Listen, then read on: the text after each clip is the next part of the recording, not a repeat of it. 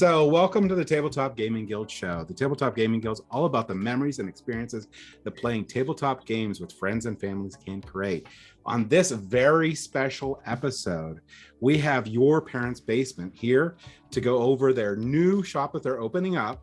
And we have Jen and Ray here, and we're going to go ahead and let them talk about themselves a little bit. And then we really want to know about their new business they're opening up. But let's go ahead and Jen, can you introduce yourself and give us a little bit of information about you? Yeah, sure. My name is Jen. I am part of this crazy adventure. I actually, this is my moonlighting. I daylight at Riot Games as the manager of game production. And I've been there for like 10 years. I'm Oh, wow. The only way I would be more tenured there is if like I offed the co-founders. That's not going to happen. They're pretty slippery and wily. But I have a pretty, not that she's tried. Yeah, I have cut brakes. It just doesn't work on electric cars. Go figure. No brake lines working on electric cars. But I've been playing games for a really long time, much like many people. Like I think we're in a culture now where so many people have grown up playing games. I was forged in the fire of video games. Grew up with those since I was like 4 years old, and then started playing Dungeons and Dragons and Pathfinder when I was about 13. So over 2 decades of that. And then I actually got into crunchy board games whenever I was out in California. There's a group of friends that I played with where they were horrible people, where they would say, let's play a new game every week. And that means you have to learn a new mechanic for a game every single week. And they were not easy to pick up games. And so I'm learning Power Grid, I'm learning Dominant Species, I'm learning like the Game of Thrones board game, I'm learning the Battlestar Galactica game, and each week I'm like, I've just forgotten all the old games that I played.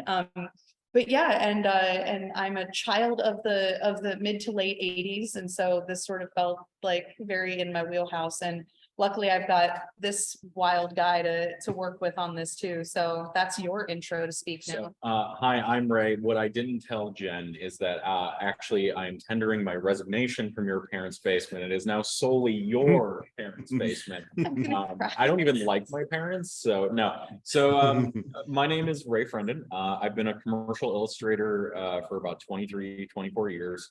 I started out doing like band tees and things of that nature. That led to film and TV work. And then about 6 years ago now, I finally found a crew to start regular tabletop sessions with. I'd lived on a farm for a long time, like living remotely, doing art, sending it to clients. And I finally moved to the big old city, Austin, Texas. And there are all these gaming cafes and these wonderful places to find groups. And I fell into it really hard. What I realized is that tabletop for me, I'm more the role play side than the board gaming side. Jen really understands that more than I do. But I like the esoteric, weird indie RPG stuff, as well as your 5e and everything. But to that end, I realized that it's kind of like the art form. There's acting, there's cartography, there's illustration, there's game design, there's all these wonderful things that happen in role play. And I completely shifted the focus of my art career and just started to do work for publishers and for zines and things. And while streaming tabletop, I actually met Jen, who was in chat on Twitch. And the two of us then started to stream it together. And then I moved here, and I'm making sure I spend the rest of my life with her because she's the best person I've ever known. And she's great at role play too. She's the funniest person I ever play with. I'm not. Thank you. And with that in mind, when I moved here, I realized those places I had started to rely on, those gaming cafes to find people, they weren't here. And I didn't know why, because look at y'all, you are here. There should be places that support that. And one thing I've realized in opening this up is that there are a ton of people who think there are no one else out here to do this with.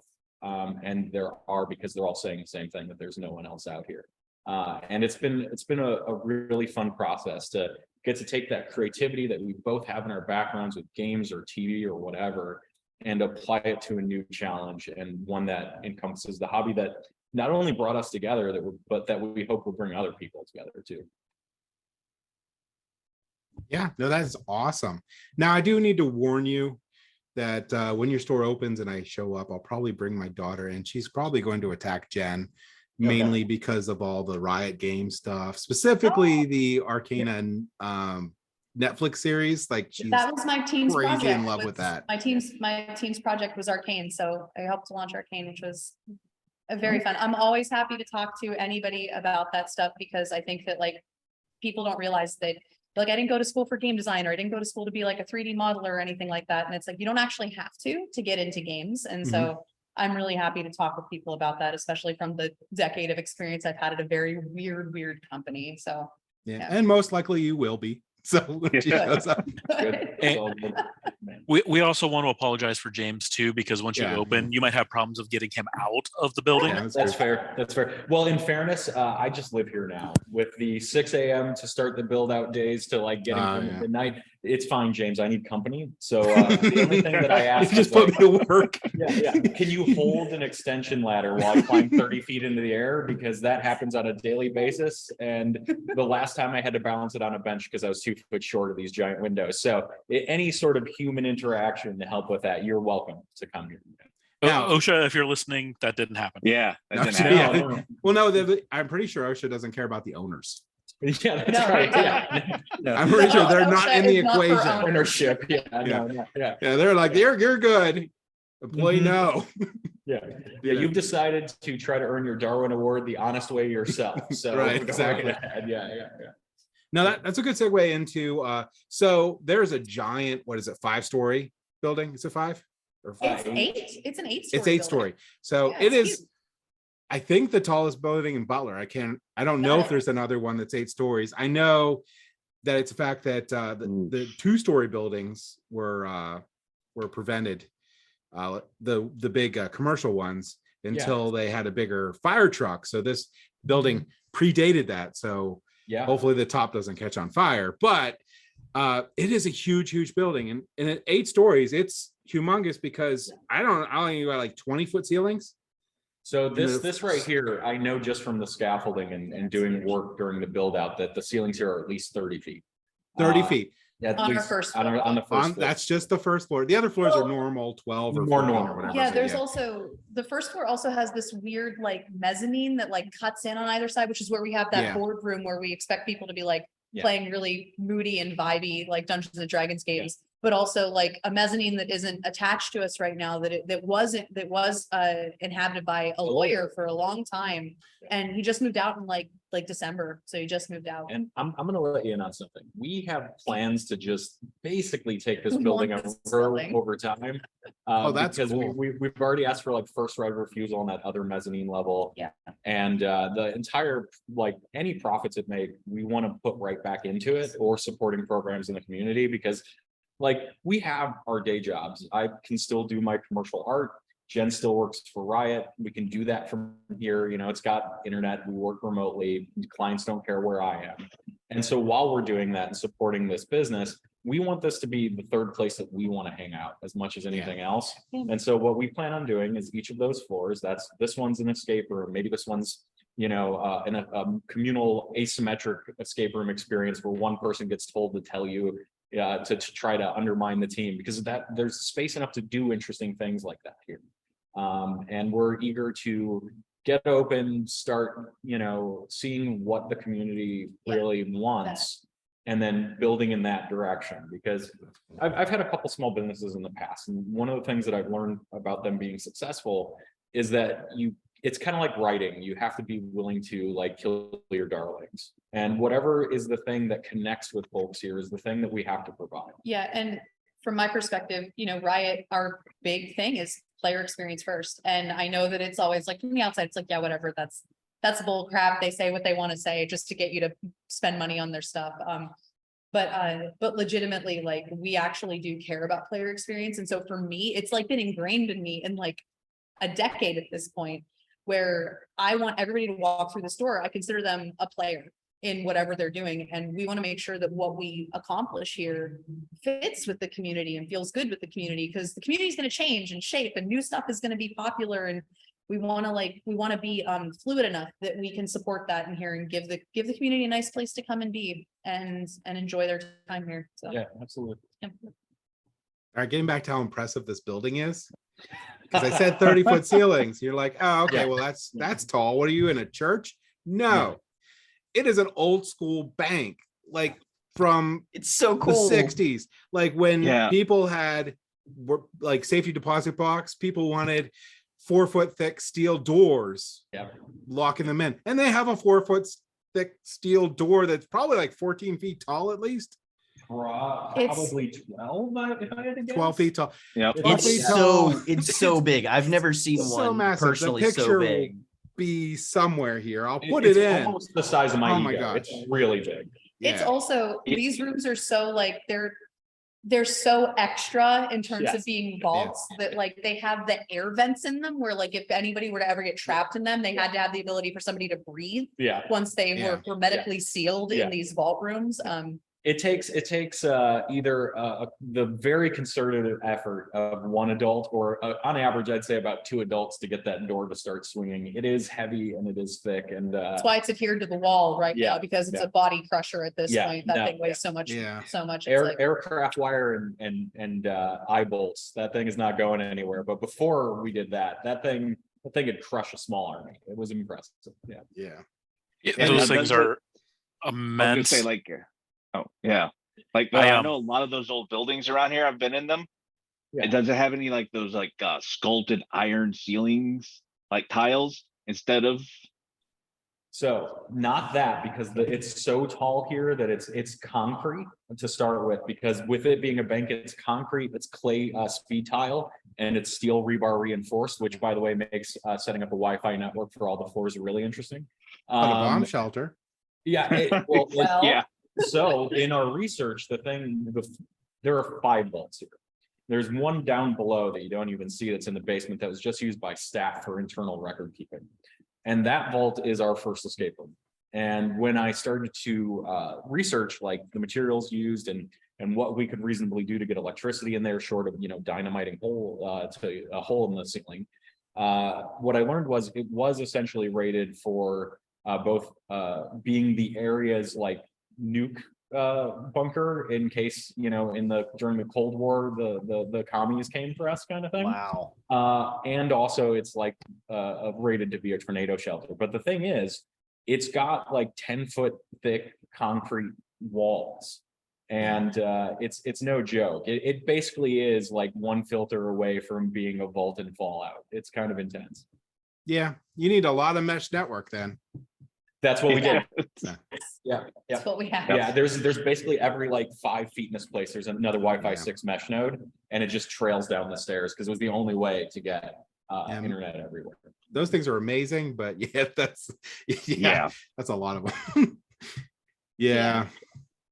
I think that this building is just, the location is just incredible. Like Yeah. the building itself does so much for us that we didn't have to do anything really. And like, I love every aspect of the things that we found here, because the building I think it was built in like 1904 or 1905. Some of the oldest records we found yeah. date back to that. And the marble, like it's kind of like right over here, like the marble on the floor, if you catch the light in the right way, you can see where people stood actually like wore down divots in the marble, where you can see these like little like ghost footprints of where people stood in the marble over 100 years of Yeah. people standing in that spot. And it's like, it's dripping with history. And this place is, the fact that it stood empty for 4 years is bonkers to me, because this place is amazing.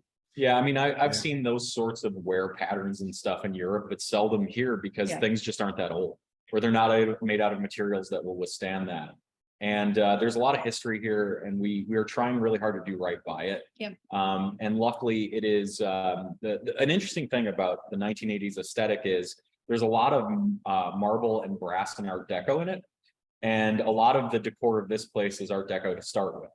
And so when Jen says like we didn't have to do a lot, we had to do like build out in terms of making sure it was ready for people to come in and make sure that it was stable and good and all that stuff. Building to the lot. But in terms of the aesthetic, the building did all of the heavy lifting. It is a beautiful space, and it's just asking for something like this to happen in it. Like every day that we're not open, I just can't wait to see people get to interact with the space and fall in love with it the way we did, because we saw it and we were at first we had questioned like, New Dimension Comics is right next door. We like those guys. We love Dan and Tony. We don't want to compete with them, but this space is so cool. And then we went over there, had a conversation with them, and they were like, the thing we said was, we're not selling anything. We're just a space to play things. And there's synergy there, right?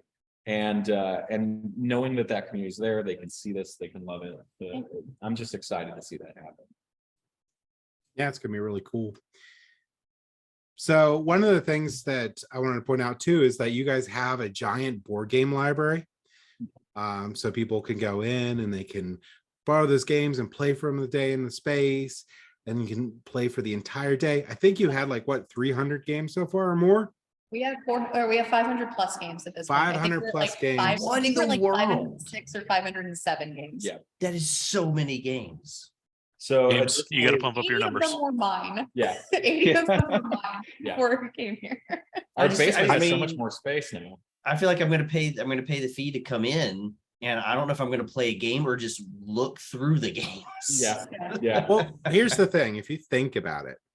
So if I try to host a game night, it's going to cost me significantly more time and money than just to hand you guys a little bit of money to have a space to play all day. That's amazing. Yeah. Yeah. And additionally, some of these games, as I'm punching out all of the chits, I'm like, if somebody actually wanted to play this for the first time, it requires like 30 to 40 minutes of just prepping the materials coming out of the box. Mhm. Because I skipped over, you probably would have been very sad, James, as that I just did a bunch of unboxing without videoing any of it. Oh, yeah. It was literally me Yeah. wearing like a dark hood, like covered up by blankets in my Yeah. house, like going like this and opening and pulling out cardboard pieces and being like, oh my God, why? Occasionally I'd look over and I just see her buried in a mound of discarded chit punch outs, and the dog looking at her like, I just want to spend time with you. And if we wanted to record those, I think we would never open, because my God, it was a lot. Yeah, it'd be the rest of your life. Yeah. Well, see, you should have told me, because my favorite, so unfortunately, this is actually true. Most of the games I enjoy organizing them more than I like playing them. Okay. Majority. Okay. I love punching out stuff. I love organizing it. Yeah. I love. So next time you get a shipment in, let me know. I'll just sit there and do that. Absolutely.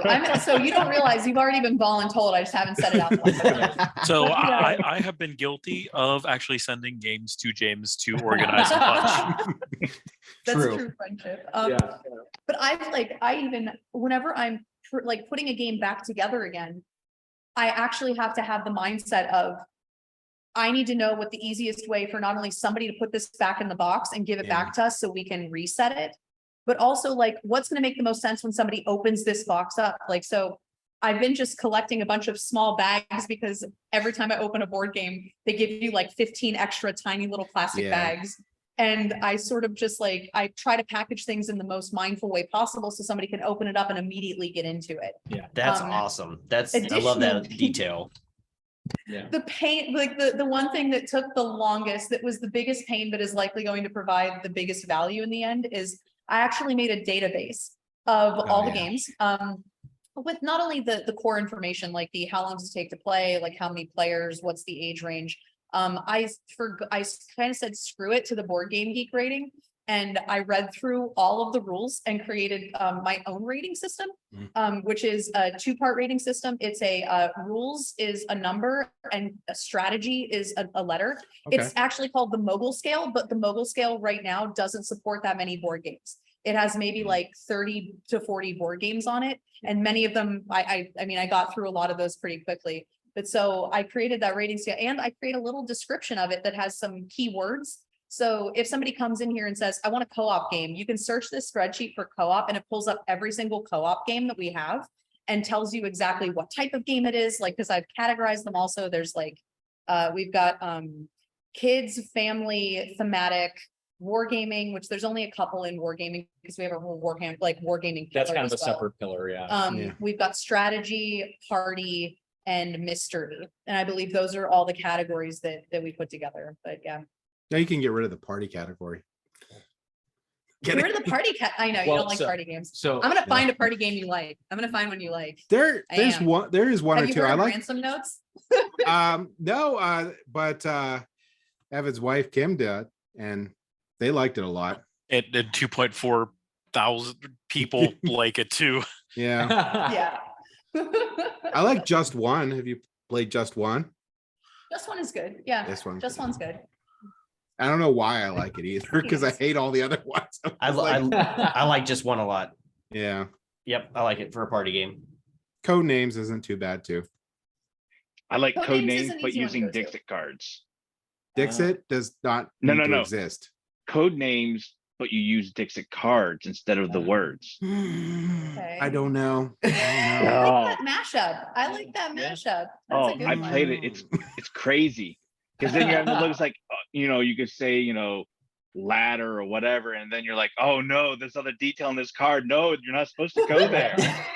There was a ladder hiding behind the fish woman swimming through the air. What's that game? That happens to me all the time. It's the mystery game where you're a ghost. Mysterium. That happens to be common. That's like code names with Mysterium. That's cool. Yeah. So fun story. I accidentally bought a copy of Mysterium that was not in English off of Noble Knight Games. Yeah. And whenever I got it, I was like, oops. I don't know if it matters too much. Yeah. But Noble Knights games I love them. They're really I great. love them too. Yeah. I love Gamma World. And Mhm. so I've been looking to get all the old Gamma World stuff that I can. And they've been wonderful for that. But I used them for a long time for Xochi dice too, like Lou Xochi, the guy that does the unique dice and the dice chain, like 5s, 7s, 14s. And they've been great for that. I want to go like the next Gary Con or something and check them out because they're in Wisconsin too. Okay. And check their actual physical location out. Because it's supposed to be, I thought I heard it was a pretty cool store too, not just an online retailer. Yeah, that's what I heard too. They're fantastic. If you want to find something that's been out of print for a while, it's the place to go. Yeah, it is. I blame Peter. Oh, you're gonna like Peter. Peter loves RPGs. Oh, nice. Not quite as good as board games, but you know. So Peter, you and I need to talk. Okay? Yes, correct. I feel surrounded by board gamers right now. I'm starting to break out in hives. I'm a fighter flighter. I'm already You're just ready to run. Yeah, no. Whenever you're ready to talk about RPGs, let me know because I'm there. Okay, nice. We're gonna sit down and play a wholesome game of Twilight Imperium 4th edition in the boardroom. Okay. That's the edition we have. So that's gonna be it. Yeah. You know what? I'm gonna go and get my buddy. Instead, we're gonna play the 2nd edition. Oh, okay. I've never even played that one, but I know he has it still on his shelf. Okay. The art is something in that one. It's something. Well, if that's the case, to be fair, we need to get a 1st edition, play all 4 back to back to back to back. I don't even know if I could do that. I'll go 4th edition or 3rd edition because I still have that one. So you do that. Peter and I will get you to play OD&D, white box, the separate booklets, THACO, to hit AC0, all that stuff. THACO so much. Oh well, Evan. It's THACO Tuesday, okay? Because we're doing THACO Tuesday. No, that is not a thing. I would die. That was horrible. I can appreciate that. Oh my God. Hey, you know what? All I want to know is, you have to roll under or above, for the saves. That was always. I remember it was under. I thought when I play like OSR style D&D, I do roll under your ability score to streamline a lot of that stuff in terms of checks. But for saves, I do roll over. For saves. Ability checks, I just do roll under ability score, but for saves, it's still roll over for me. We do have a whole corner of the shop though, where we put people who want to argue about the rules of grappling, regardless of system. Because that's called the vestibule or out of the building. It's a door that leads out a moon door 30 feet up. It only has a one way, so when you go out, you just can't get back in. I have never been in a game where someone's like, I grapple, and someone else has not been like, okay, I have to look up the rules for grapple, because no one ever knows the rules for grapple, whatever system I'm in. No one ever knows. It's a mystery. Well, I looked them up because I built a dwarf NPC that was there to just mess with the entire party. He was untouchable. He was a dwarf grappling monk. Like they threw everything at him. He just saves everything. Oh yeah, and he just walks slowly towards them. It was like he comes. Yep. It's fantastic. talking about RPGs and then moving on to more superior things. But before that, oh, come on. You guys have a big bookshelf of library or of RPG games that people can pull off and read through and use to play there too. I thought that was really cool. That I think should happen in more places because everyone forgets about the RPG books themselves. They have table spaces. Like table space, everybody has a table, but what you might not have is everything ever published for Dungeon Crawl Classics by Goodman Games. You know what I mean? Right. Like if you're into a thing and you find a system you really love, having a quick way to like, we want to play this, but I can't homebrew a campaign right now. Do you have like, here's a drive-through RPG account on an iPad that has 3,000 things on it. Go crazy, you know, because that's the thing. We've probably got a few hundred books, maybe 200 books ready to go. But it's also like the shop's drive-through RPG library that has something like 3,000 things. I like how he says it's the shop's drive-through RPG library when It just it's is. his drive-through RPG library, and now he's justified buying himself thousands and thousands of like in the leading up to this. Yeah, no, that's the he had thing. them before. I've maybe purchased 50 additional things, but the There's vast nothing left to majority, buy. There's nothing left to buy. If you search OSR, DCC, or anything by Exalted Funeral or Necrotic Gnome, I basically own it. Because I have a problem and I need intervention, please. It's a tax write-off. It's perfectly fine. You're coming to the wrong board place. You're coming to the wrong place. We are not going to intervene in Yes. this. No, We are only going to encourage. We are terrible people who encourage very, very bad collection. We're supportive and terrible Stuffs. people. Yeah. Wholesomely. I have a walk-in closet that, is supposed to be for clothes. It's not. We have we actually have in the it's called the Dungeon Master's Den, which Ray has done all like the logo treatment for everything. And it's an adorable, like, Oh, thank you. it looks like a tome, like is the E. You'll have to come and see it if you want to see it. But we actually have a bowl of just the pounded dice. Oh, it's so like people 7 pounded dice. So It's a people lot. can take dice if they need them because it's just for free, because why? Like those dice are so cheap. Just if you end up finding that you need like 5 D6s and you don't have them, like grab them from that. It's one of my favorite things about it because I love the take a penny, leave a penny. Yeah. And so we now have like take a die, leave a die if you want to. So Oh, I can leave a bunch of dice. I think I got a couple pounds somewhere. Yeah. Like, no. Yeah. I used to run game nights, so. Okay. Just see the barest remains of the bowl as the mound of dice. It's like spilling on the floor. Like, it's okay. Yeah, it's fine. Fine. Yeah. So going to talk about more important things, miniatures. Yes, I want to get into that. Yes, do that. Okay. Do that. Yeah. So as I saw, you guys are going to have some miniature stuff there. You have somebody that does a lot of Warhammer and possibly other stuff. And I know that we've talked about, you were looking at that Mutant Year Zero stuff that they're going to do into the skirmish. Yep. So it sounds like you're going to have a nice real spot that miniature gamers such as myself would have a place to go play. Yeah, we have actually 2 people on staff dedicated to wargaming, and we've got a ton of skirmish games already. But in terms of the pillars of like the standalone games like Warhammer and X-Wing Armada and stuff like that, like those are all represented to a degree as well. Warhammer probably more than anything else right now. Yeah. But there's I think last estimate was $20,000 worth of Warhammer minis were purchased for the store. So it's a lot. The goal So like is 4 boxes. So you mean you got it's one like Game one Workshop small mini? Chaos Knight. You just have one mini from Game Workshops. That's all exactly. you bought with that. Yeah. One mini, a Citadel mini folder, and a brush. $20,000. It was a fantastic thing. And it'll be out of that date doesn't next include edition. delivery. Yep. Yeah, exactly. I will say, like, one of the things that I'm excited about, because I don't know very much about Warhammer. Like, Warhammer is something that has completely escaped me. But I love this idea of the approach of what we're going to, where we want to run events where it's like, come try and defeat this Titan. Or like, hey, rent this terrain that you can like put down. I don't even think it's rent. I think we're just giving it away. We just have Yeah, you come in and we have terrain that you set on a table so that you can have your skirmishes on the table. Yeah. And I love putting minis together. And I don't love painting them, Yeah. and I don't know anything about playing it. So Painting I'm putting takes together forever. like a Chaos Knight right now, and like I've got 2 war dogs that I'm putting together after that. But like it's Like because I'm black like, ooh, spray pretty, paint. and I put those, yeah. Yeah. But it's like I'm excited to see that side of gaming and see it kind kind of come alive and like watch people come in and play those games, and also find ways to, as somebody who doesn't know very much, and also I've worked in learning and development for a long time, watching how you learn this type of game and finding easy ways to introduce it to different demographic groups. Like, who knows if we're going to have like kids coming in who want to learn how to play Warhammer, and we're like, here, try out this army that we have and learn how to play it and see how it involves like tactical strategy. And it's like, it's a level up from something like Monopoly, like where it's just, I'm playing this game and it's very straightforward and all based on chance. Like, Yeah, and to Jen's point about she likes to put them together, I like to paint them. What we've tried to do on staff when it comes to all the different areas of interest, because it's so diverse. Like, we've got board games, we've got role playing, we've got wargaming, we have escape rooms, we have the makerspace.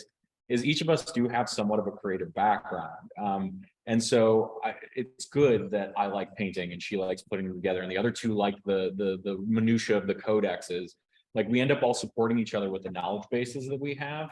And over time, what we've done is, like, as somebody learns how to use the 3D printers or the router, that person's kind of in charge of disseminating that info to the rest of the people here that are in the ownership group. And it's worked out really well, because the pie is too big for any one person to eat it all. Yeah. And so it's been really good to have people that kind of the buck stops with them when it comes to their knowledge on something, right? And it's been handy, because I've always had an interest in Warhammer, but much in the same way that I forced myself not to play MMOs because I knew it would take over my life. I love painting minis so much that I knew if I spent $1, I'd have another hobby that would mirror the amount of effort and intensity put into that drive-through RPG library, right? And so it's kind of nice to have them handle that, and to get to be a tourist in that, learn the stuff I want to learn, play it in a way that makes sense for me without it having to be the thing I'm best at, right?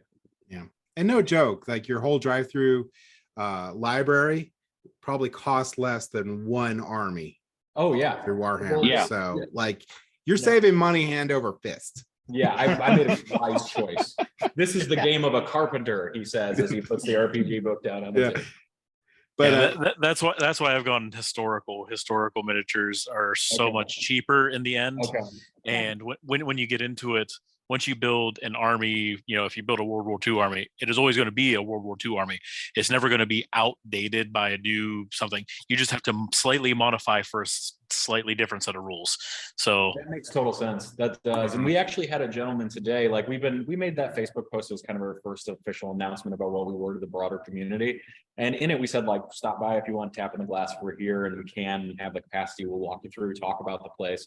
We had an older gentleman come in who's been wargaming since the early 70s, I think he said, and he specifically plays that, like tactical, military, realistic style minis, and he loved the 3D printers. He talked with the two folks in charge of wargaming here, and he was like, I can come back and you can just print me out like a tank. That's crazy, and it's so fun to have those opportunities and those interactions that I wouldn't have expected to have. What's the cross-pollination of, he really liked playing specific minis, but they were too big. Yeah. And so what's going to happen is we're going to like scan them and scale them down and then give them to him so he can play them now in like a more modern setting, but still retain that, like the thing that he loved about it. And it's a mixing of two sides of the business that like I wouldn't have been able to predict as like, somebody's going to come in here and want us to scale their figure that they're using. Like, I never would have thought that was going to happen, but here we are. And that is hilarious that you say that, because it is the weirdest thing in the historical miniature realm. The older you get, the smaller you want your miniatures. Why? Was it because your collection's bigger and you want larger scale battles? Is that what it is? Like you just want to fit more units on a table, or it must be. It must be. What are those super tiny ones you just reviewed? I got them. I'm like, we're gonna get a whole bunch of miniatures. I did 10 in 6mm. They came in an envelope. I'm like, what is this? I'm working 8 armies. I'm like, seriously? What are you playing with tweezers? I'm currently working on 6mm Star Wars Clone Wars. Wow. They're so small. It's fantastic. That's amazing. That's man. I could geek out on that, honestly. Like I was the kid that always wanted micro machines. And so the idea of tiny armies is appealing. I'm not gonna lie. And until you have to move them. I don't know how you do it. I got ultra tiny Epic Galaxies. I had to review that. I could not pick up the pieces. I had to have, I literally was using tweezers to move this around. The standard issue tweezers, or yeah, that's what you need. I will Yeah. say, in terms of wargaming, the skirmish gaming, really, the thing that I fell into recently that I didn't know existed, much the same way I didn't know minis came that small, was something called necromolds. Have any of you seen that? Yes. Mhm. It's No. so It's incredible. it's these little clamshells of plastic that are molds. They're negatives. It comes with let's say legally distinct pots of Play-Doh, right? And you put the Play-Doh into the mold, you mold it, you mold your army piece by piece, and then when your unit dies, you get to just smash it like a 90s toy It's commercial. so cool. And Nice. I That is saw that. awesome. I was all in on that. We bought everything you could get for that because I just want people to like stain the couches It's with so- Play-Doh. It's so accessible for kids. Like Yeah. it's so accessible for kids and also so fun for people who remember making little molds out of like Play-Doh and then playing with it and then squishing it. So yeah. I'd have to have a kid move them for me because of my sausage fingers. I'd grab it and like squish my own unit. You have to take your tweezers around with you, standard issue Yep. tweezers. That's actually, it's a re-implementation. There was it was like an RPG miniature hybrid back probably about 10-15 years ago, and you weren't designed to make little tiny things, but it was like you built your characters like free, and then as you Yeah. like damage stuff, you would just like tear it off, or you would destroy something, you just smash it down. It was fantastic. That's super cool. Oh, I I love like the that. kinetic play of that. You know, like anything that gets people's imagination going in a direction is fun for me. That's I dig that. Yeah. Yeah, my kids would love that. Yeah. But, Well, and we've go got ahead. two little ones too, and we're excited to see like what are the things that they geek out about here? Because right now, like up until recently, construction is still going on. Like it wasn't the best place to have a kid. Now it's fine, and we're kind of eager to see like as they grow in the hobby, like what is the thing that they're gonna like latch on to? It's a place to discover those things, and they're gonna have that chance too. I've gone through so many kids games. So if you want any recommendations on kid games, I can give them to you.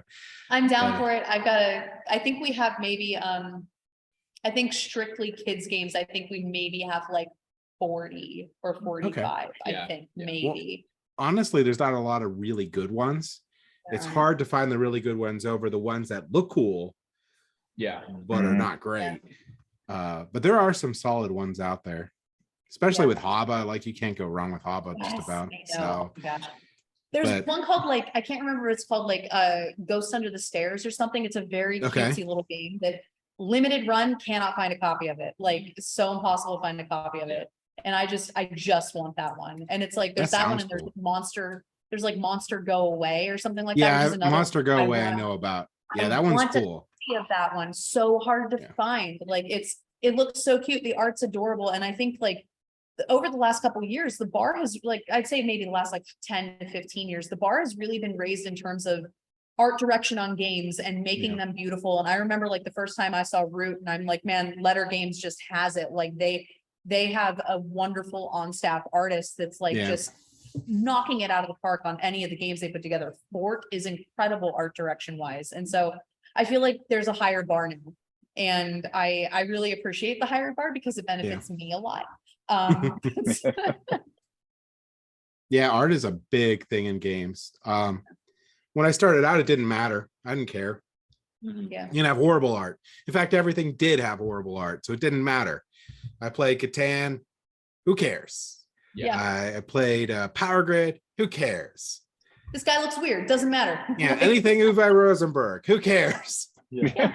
But Well, like, You're not It's- wrong though. Like the aesthetic bar has been raised, and not just in board gaming, but in tabletop too. Like Yeah. you look at the stuff that like Exalted Funeral is doing, and full disclosure, like we've had product published under them, but the stuff that they're putting out is so rad. Like Ultraviolet Grassland, which looks like something Mobius drew from an It's issue of Heavy beautiful. Metal in the '70s. Like the stuff is just rad, man. And Yeah. to see like the places where indie publishers are taking things is very exciting. And it's not just the same stuff we've been playing forever and ever and ever. It feels like creativity, both in terms of game design and art direction, is just, it's a really exciting time to play anything.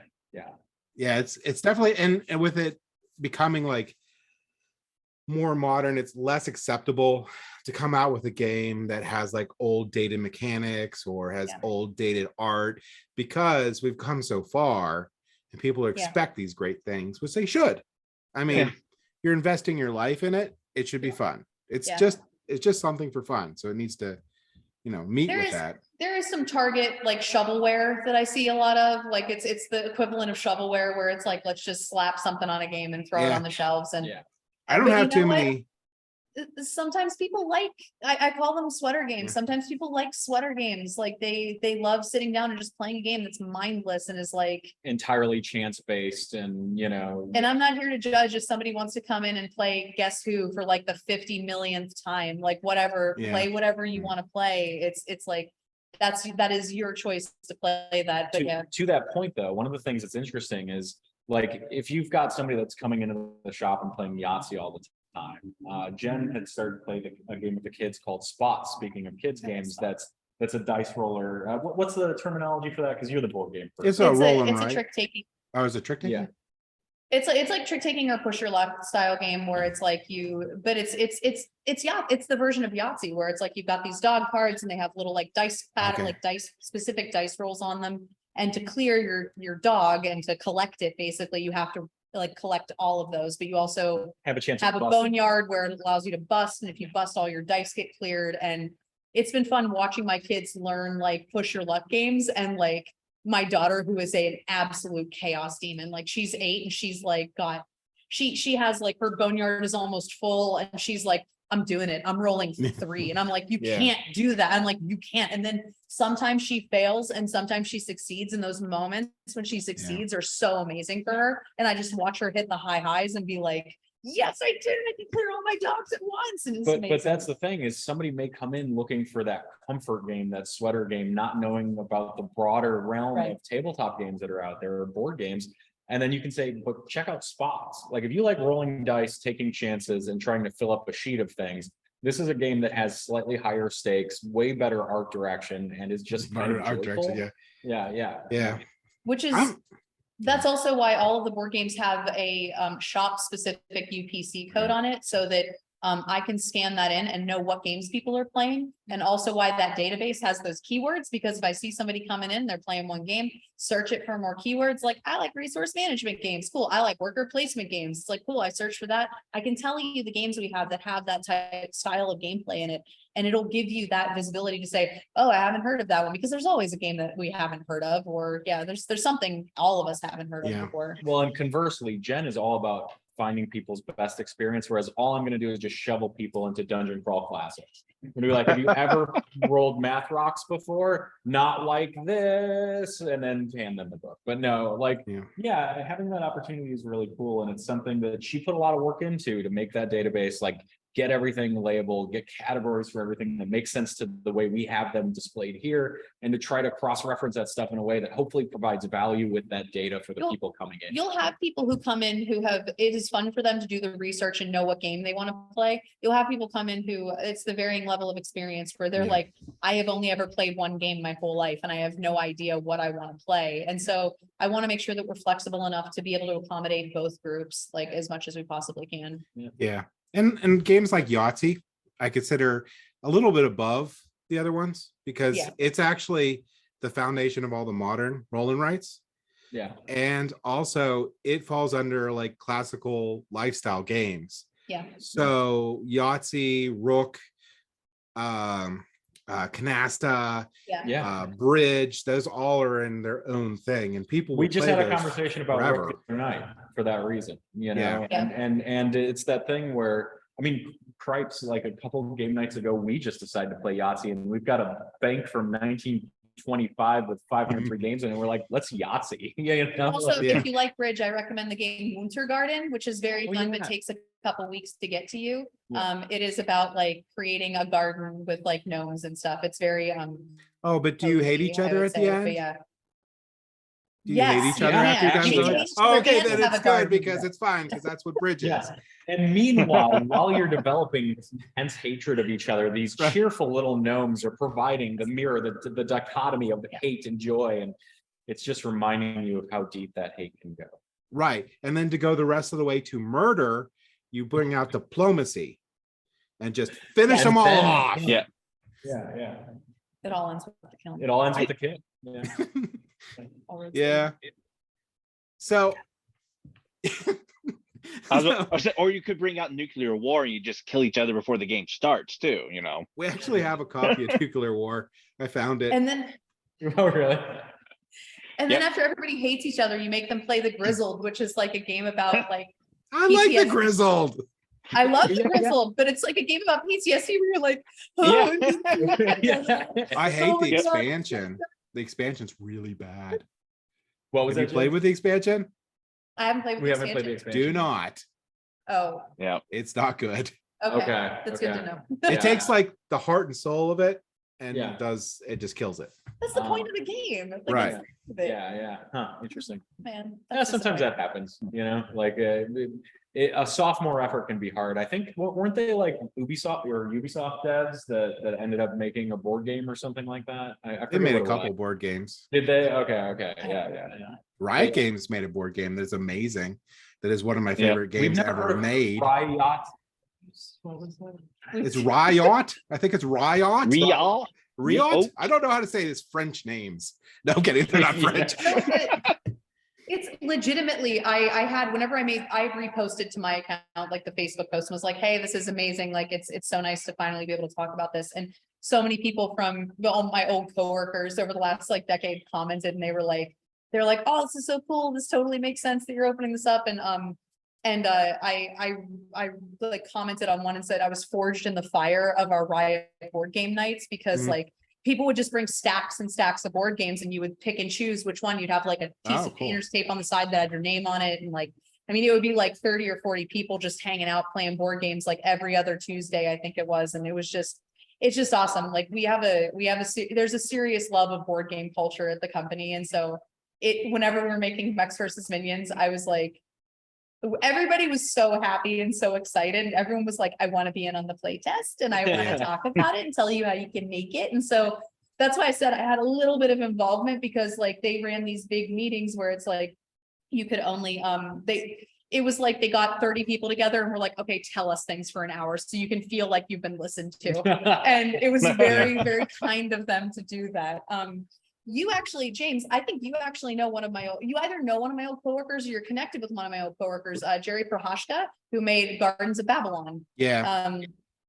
Yeah, Jerry and I worked together pretty closely in like my early days at Riot. And so he went on to Oh, make that's that game. cool. And I was like, oh, I get to kickstart a game, somebody that I know made, which is really fun.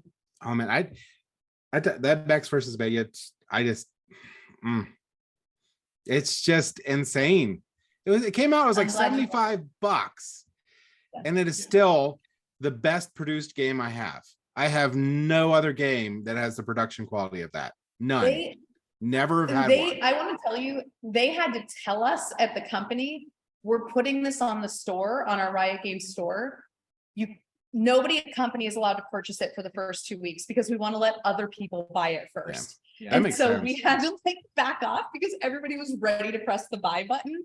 And I think they ended up actually giving us a copies for Christmas of one of the Oh, Christmas that's gifts. cool. That's cool. Oh, Yeah, that's nice.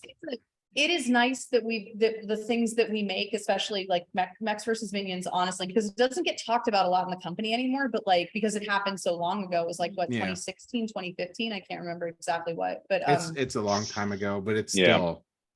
but like, you know, there's such a love for that property and the Mhm. like, you know, everybody loves Heimerdinger. And so, but being able to put something out that is such high quality and seeing Yeah. people enjoy it and love it, like it makes me so happy because it makes me proud to have been a part of it. Like it just being at the company where it even happened, because you hate to release a terrible game where you're like, oh no, I don't want anybody to have played that. Like, I hope Yeah. nobody noticed that we put that out.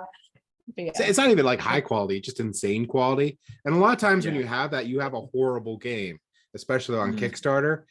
And that was an Mhm. insanely good game too. In fact, it's the best program movement game I've ever played in my entire life to date. I appreciate that. That's really kind of you to say. Like, honestly. It's makes just me really true. happy. It's just true. I mean, it's oh man, if anyone ever wants to play that, I will bust it out and we'll go through it.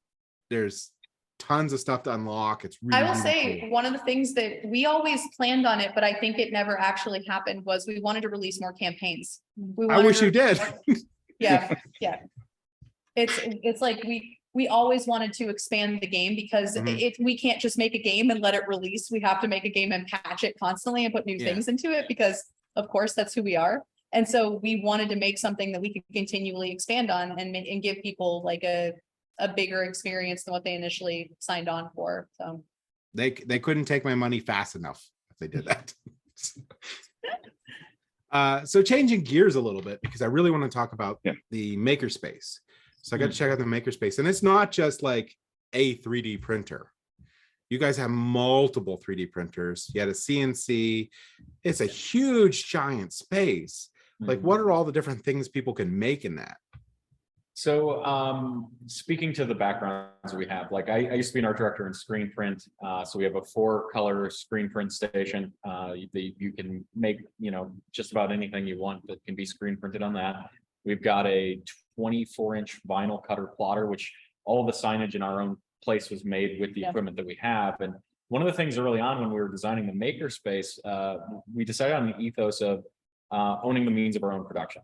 Like if we want cool wood filigrees throughout the place that have a Memphis 80s Pee-wee's Playhouse design aesthetic, well, we're going to need a CNC, because we're going to want to do that ourselves. It has to be our quality, our taste, our design. How do we do that? Well, we have to own the equipment that makes it. Similarly, like when we were talking about memberships, what does that look like? We said, well, what if we were giving people minis? Well, in order to do that at the detail level that we want, we need 2 frozen Sonic Mega 8Ks, because naturally you just need the biggest, most detailed thing on the planet. I wanted to be clear. I talked them down from 3. They were like, we want 3 of them. And I was like, maybe we should get 1. And then the cost to bring it over from overseas was so high. I was like, we should just get a second one now, as opposed to waiting and realizing we need a second one later. So yeah, but so we have subtractive 3D with the CNC router, because it's got Z-axis support. So you can carve into anything and make it a shape. So if you want a mahogany gargoyle face, you got it. But we also have additive 3D printing with the 2 resin printers. Between that, the embroidery machine, the screen printing station, the large format printer, there's a bunch of stuff down there. And you have a high volume filament printer too. Actually, we don't have a filament printer yet. I thought you did. Yeah, and part of that's because the resin that we're using, we have ABS resin as well. And so for durability reasons, like we can pretty much like just count on those, I think, to suffice for most of the stuff that we want to be a little bit more durable than standard resin. But with the escape rooms build out coming up, there might be a world where we do get a filament printer. We're not sure yet. Essentially, it's if we need it, we'll get it. If there's interest, we'll get it. It's that whole thing of following where the interest is, right? But for right now, we are focusing on resin for right now. Yeah, I guess only if like people really want like large, high volume stuff, that's where the resin printers shine. Like if they want to make helmets, like Well, and so that's the thing about that's one of the reasons why we didn't duplicate effort, though, is those Mega 8Ks. I forget exactly what the Z-axis height is, but it's something like 20 inches ish. Oh, that's 20 inches. Good. 20 inches. Yeah, exactly. And that's the thing. It's a big boy. They're huge. And so we were talking about, like, as a joke, just like making a Chaos Knight suit of armor on it just to prove what you could do with it. Like, let's just do it, I would like Games Workshop to know that we are not doing that, and so they can't come after us, please. We're not. That was a parody moment there. That's parody, but Games Workshop. Distinct Chaos. It'll have a flower on it. Yeah. Exactly. Also, it won't be usable because you won't use Citadel paints. That's right. right.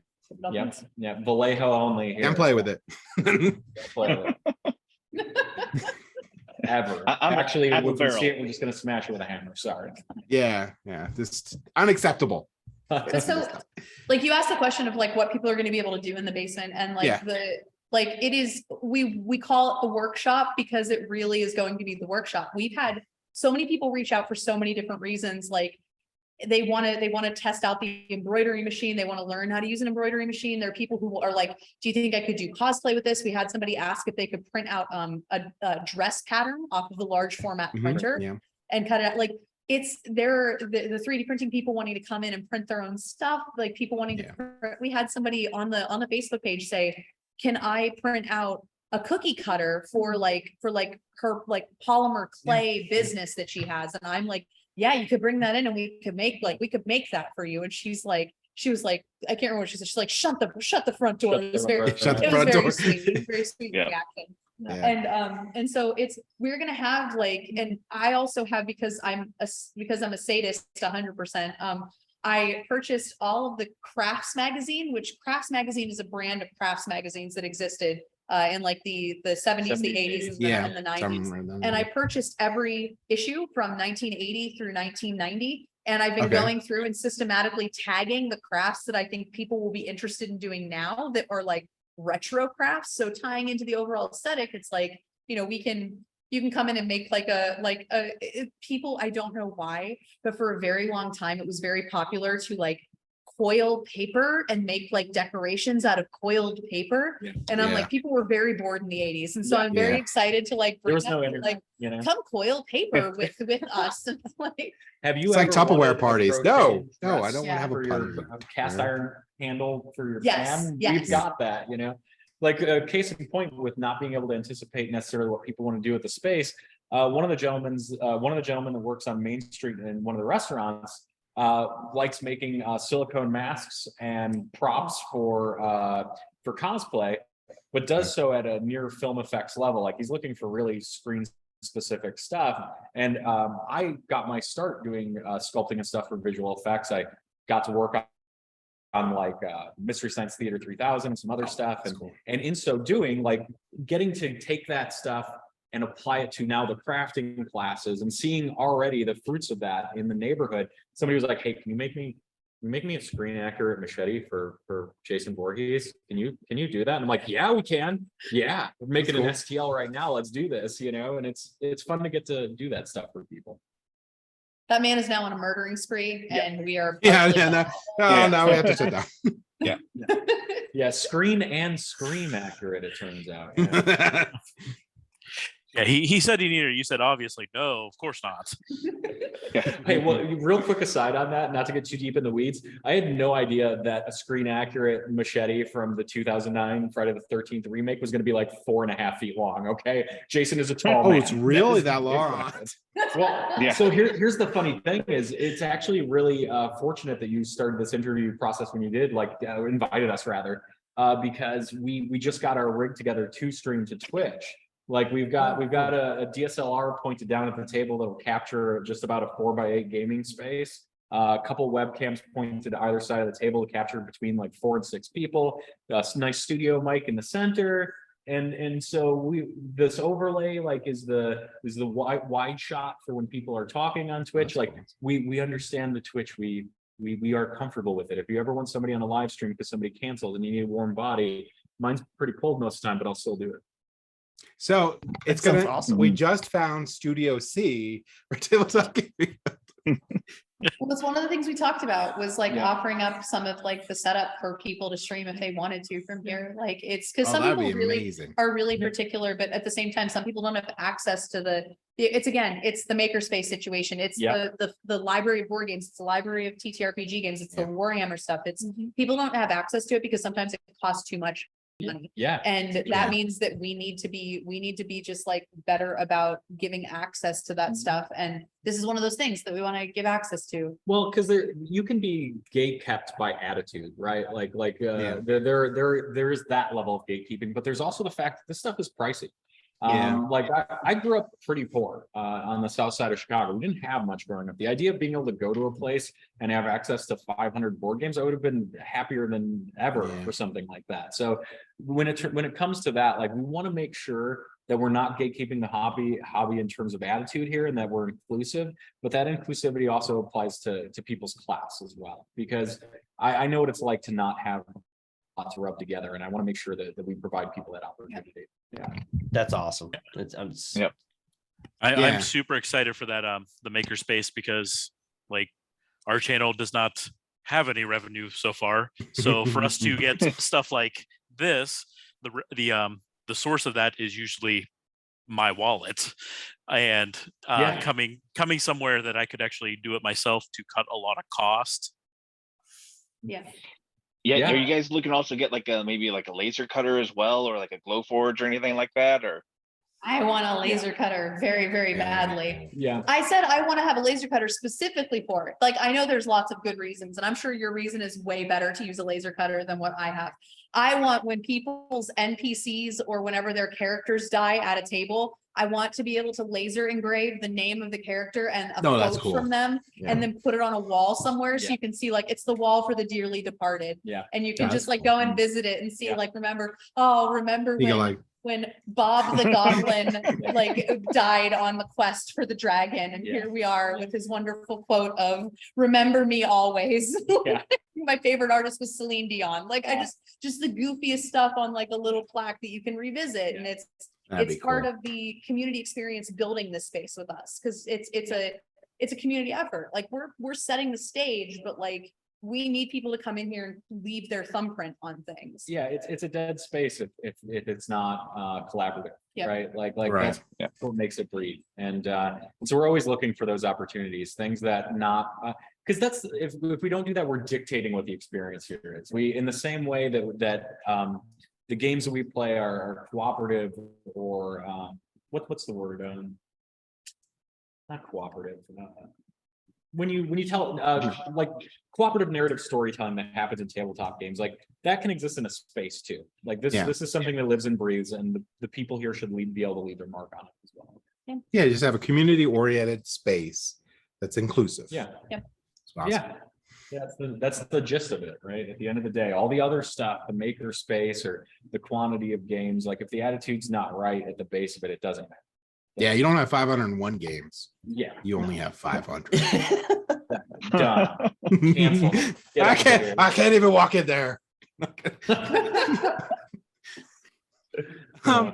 So one thing we didn't touch on, I just want to make sure we get it in there, is the escape rooms, to talk more about those. I know you have one you're working on, you have pretty much a ton of space to have as many as you want. And I know that the building itself, you're going with the 80s theme. So it's all throughout there. Are you going to do 80s themed escape rooms to start? Yeah, so the first escape room, it's the first one we started to work on. It might not be the one that is the first to launch. Okay. Is called Weirder Stuff, and it's a Stranger Things pastiche. Mostly because as the resident Baldman, I want to get in a dress and have my nose bleed and pretend to be 11. I think that's where it's going. This is legitimately Ray's baby, and he has had that vision of himself like in a dress, like eating. It won't even fit. He'll just be coming like, I couldn't make this work, but here. It's like this is actually, we're doing an 80s teen bedroom, Ray. Why do you have the Eggos? What are we doing here? No, but yeah, so we are skewing 80s for a lot of it, either pop culture or film. And you've had some great ideas in regards to the film side of things. Well, just like, I want to be able to make like a knockoff like ET room. Yeah. And like, I want to like do a weird science room, and I want to have like a million, like, I want to take the film properties and translate them into like plausibly deniable versions of escape rooms, so we don't get taken down by anybody. Luckily, we're not using any Citadel paint in our creation. I'm trying to think what would be like the not quite Elliot to be, like Evan. But so we've got the Weirder Stuff escape room that we're working on. We have one that we're calling Babysitter's Club, which is legitimately set in like a teen girl's bedroom, like from like the 1980s. And then we don't know the name of the remote one yet, but there's going to be, because one of the things so there's a third one that we're going to do, because there was a need already that has been surfaced, that is an escape room that fits more than like 6 people, because that room downstairs, the one for Weirder Stuff, is actually very, like, it's small. And so it only fits up to 6 people. And someone was like, do you have an escape room that fits like 10 people? And I'm like, well, how can we do that? Because look at our space as it is right now. How can we do that? Yeah. And so what we're going to do is have an escape room that actually exists in the upstairs. So here on this floor where all the like, but it's going to be a case of one of the things is saying nothing happens where the tables are, it's all around it because we have set up everything. We have sets, we have a vault, we have like drawers and knickknacks and everything all over the place that we could hide clues and structure something and build like a really neat experience for like 12 people. And the premise of it is going to be, you lost the remote. And if you don't find it by the time your parents get home, you're going to be in big trouble because this is like the 15th time you've lost the remote. Yeah. And so it's going to be finding the remote. And it's a whole thing that we're literally like 2 days deep into figuring out. Well, and But I yeah. think to that point, I think one thing we actually didn't mention is the board game area is a living room set. It's a set, it looks like somebody's house in the 80s. And I have a background in set design and biz dev work for film and TV. And so we spent a lot of time lighting it, trying to get period specific things. Jen spent like 6 months sourcing furniture from estate sales for the upstairs. And so when it comes to like the immersive experience of an escape room that also is happening on the same floor where people are playing games 20 feet away, it's kind of already set up for that. Like we don't have to do a lot of work to decide to use that space for more. And it's kind of a trip to watch people walk in here and everybody finds something they grew up with, but it's never the same thing. Yeah. Like that's the alarm clock we had, or my mom had those figurines, or I swear we had those collectible spoons. It's always something, right? Yeah. And it's really fun to get to see that happen. Yeah. Yeah, it's going to be really, really cool. Yeah, when I was looking at the pictures, I think I saw like a VCR tray that we had. Yeah. Well, and so you'll appreciate I love this. it, yeah. It is a conscious decision that the VCR will never have a program time and will always bring Blink 12 o'clock. Because that is authentic to Yes. child. I can tell you, in my parents' house, we never had that because I always programmed it because I could not handle that. I got tired. We had too many outages living out like 40 acres on a hill. So yeah, I was like, I did program it a lot of times, but it's like I gave up. So when you walk by it and it's programmed, you'd be like, James. Yeah, you'll just chase me out with a broom. A water bottle to squirt James away whenever he's like trying to program it. Like, no. Yeah, it's fantastic. Actually, I'm just going to put a proximity sensor. We're going to drop an RFID chip into your wall to circle back to the first conversation that started. That just lets us know when you're here, and we're just going to be ready with a super soaker by the VCR. Like everyone, man, the VCRs. Just walk up to VCR. Are you sure about that, James? So a lot of what we've talked about has actually been like the kind of, it's not, well, I guess it's almost passive in a way. It's like the stuff that we've set up where people can just come in and interact with what's in here.